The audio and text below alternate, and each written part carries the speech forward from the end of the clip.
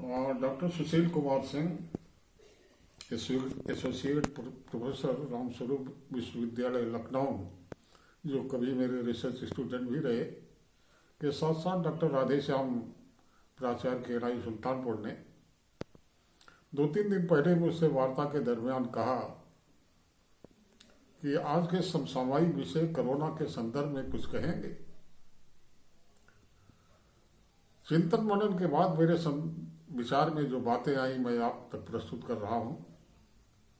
कहते हैं किसी भी प्राकृतिक आपदा के पीछे कोई न कोई ईश्वरीय संदेश होता है। सवाल उठता स्वाभाविक है कि इस महामारी के पीछे ईश्वरीय संदेश क्या है। समता के विद का विद्यार्थी रहा हूं, विद का शिक्षक रहा हूं।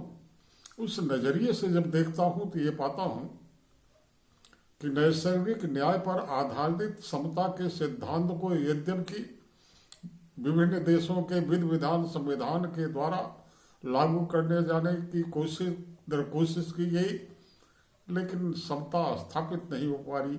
विषमता लगातार कायम रही। करिश्माई अंदाज में इस कोरोना ने समता को प्रभावी तरीके से लागू कर दिया। कोई भेदभाव नहीं, किसी को कोई छूट नहीं। राजा हो या रंक, मंत्री हो या संतरी, अधिकारी हो या कर्मचारी, बच्चा हो, बूढ़ा, नौजवान हो, किशोर हो या प्रौढ़ हो, स्त्री हो या पुरुष, किसी भी देश का हो, अशक्त हो या सशक्त हो, सबके साथ एक सा सलूक। सबके सब इसकी जद में, सबके सब खौफ ज़्यादा अपने अपने घरों में बैठे हैं कि बाहर निकले तो कोरोना से ग्रसित न हो जाए। अभी तक हमने देखा था कि प्राकृतिक संपदा के रूप में हवा, पानी और प्रकाश की पहुंच जन जन तक थी, और फिर अब ये प्राकृतिक विपदा के रूप में कोरोना की पहुंच जन जन तक होना, कहीं कोई ईश्वरीय संदेश तो नहीं कि समता मूलक समाज के सृजन में आपकी भागीदारी होनी चाहिए। इसको आप प्रभावी तरीके से स्वीकार करें, ईमानदारी से स्वीकार करें।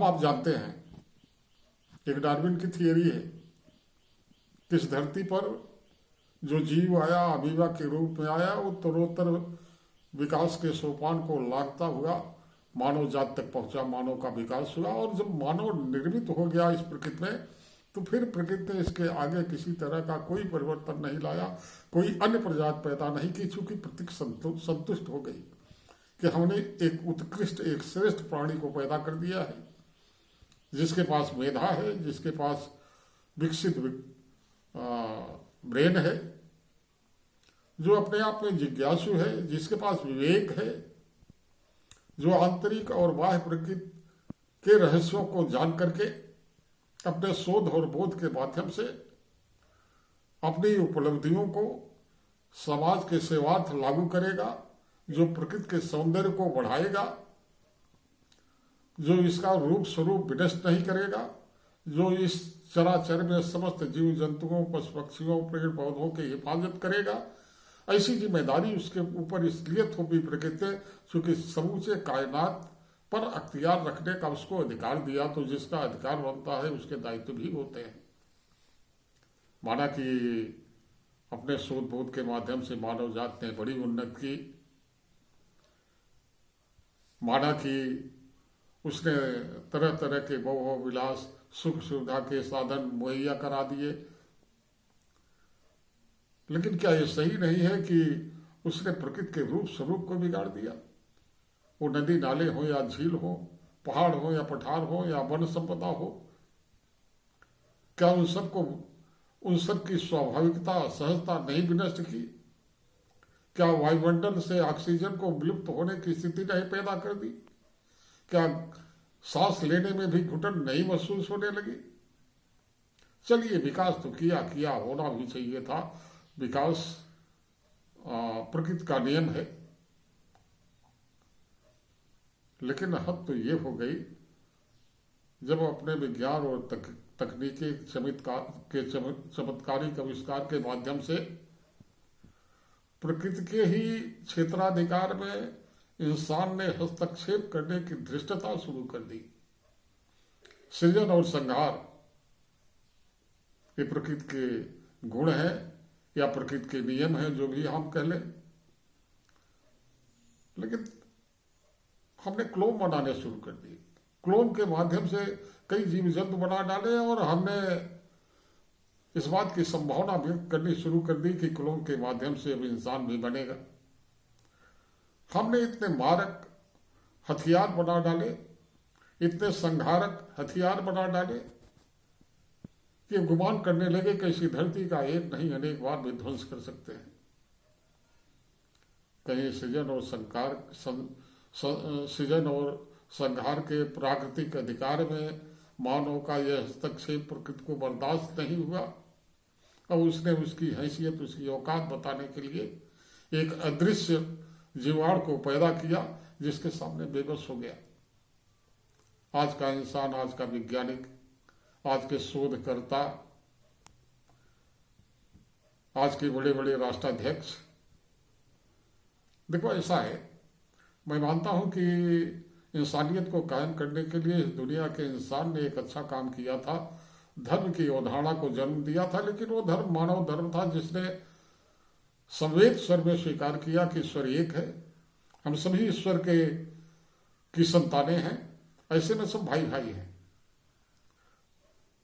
लेकिन समय के साथ साथ अनेकानेक धर्म पैदा होते चले गए और हर धर्मावलंबी अपने अपने ईश्वर को गढ़ता चला गया और हर धर्मावलंबी अपने ईश्वर की श्रेष्ठता दूसरे ईश्वर के ऊपर प्रमाणित करने के लिए न जाने कितना रक्तपात किया, न जाने कितना छल छल किया, न जाने कितना प्रपंच किया।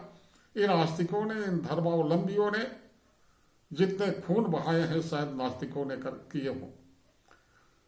तो ईश्वर के ही स्वरूप का विखंडन, ईश्वर के ही नाम पर अशांति, ईश्वर के नाम पर ही फैलाई गई हिंसा, ईश्वर के ही नाम पर किए गए छल प्रपंच, कहीं ईश्वर को रुष्ट तो नहीं कर गया। एक कभी तो हमने सोचा था वसुधैव कुटुंबकम, एक वसुधैव कुटुंबकम की लक्ष्मण रेखा हमारे पास थी।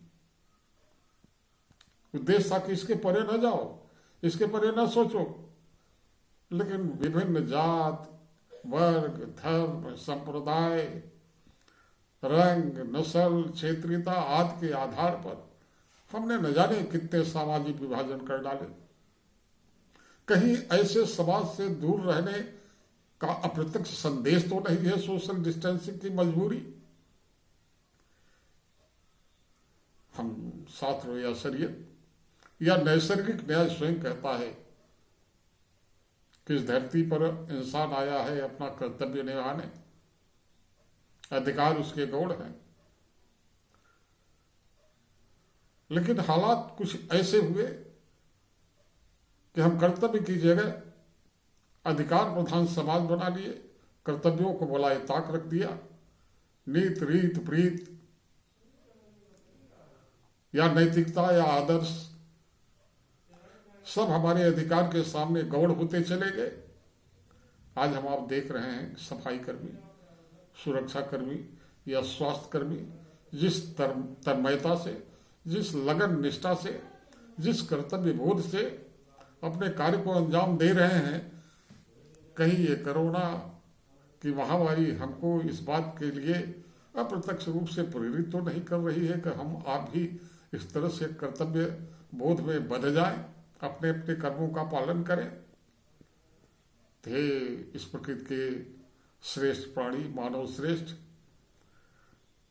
जिसको प्रकृति ने उत्कृष्ट समझ लिया है, उससे निकृष्ट कार्यों की अपेक्षा नहीं की जाती।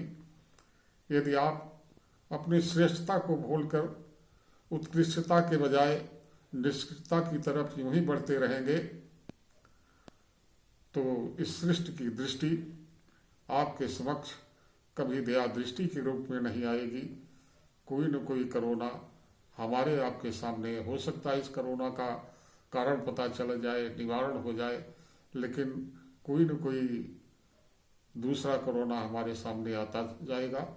इसलिए एक निवेदन है, अब तो सुधर जाओ, अब तो सावधान हो जाओ। धन्यवाद।